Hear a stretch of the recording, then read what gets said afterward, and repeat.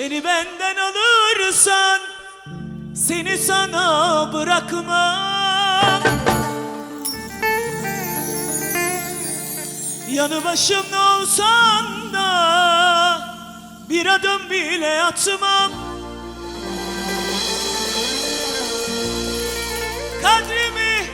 Kadrimi, kıymetimi,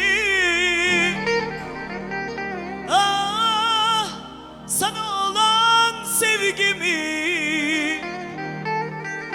bilmedin, bileceğin ne ya? Ah yalancı dostlarından,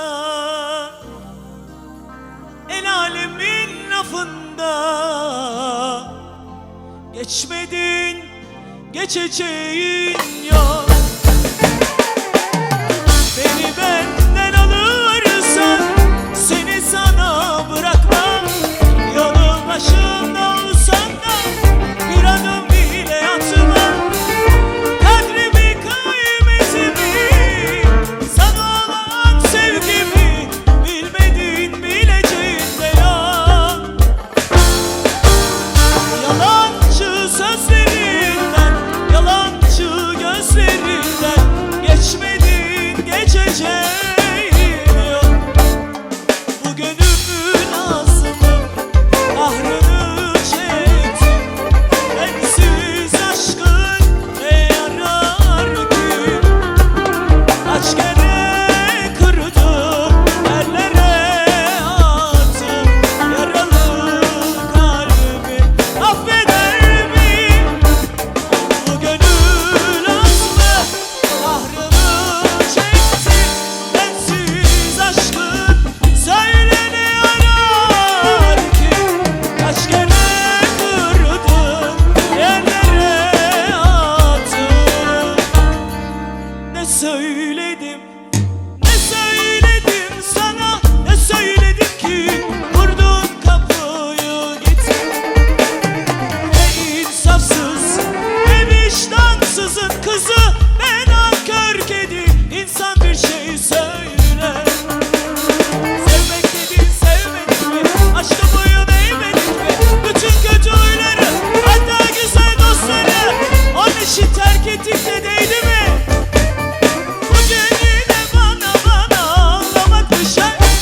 Çırağı gibi yana yana savrulmak düşer. Bugün yine bana ah çekmek düşer. Bugün yine bana ayrılık düşer. Çırağı gibi yana yana kül olmak düşer. Bugün yine bana of çekmek düşer. Of.